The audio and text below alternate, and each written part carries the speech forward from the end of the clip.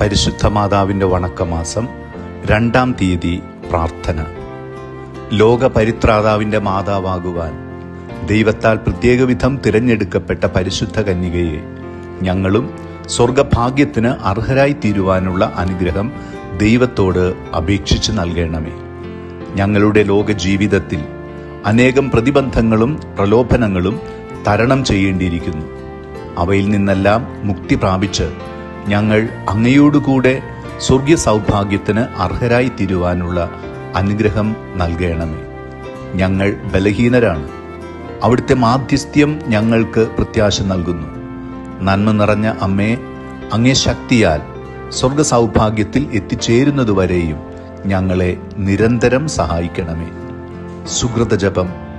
ദൈവമാതാവായ കന്യകാമറിയമേ, ഞങ്ങൾക്കും അങ്ങ് മാതാവാകണമേ.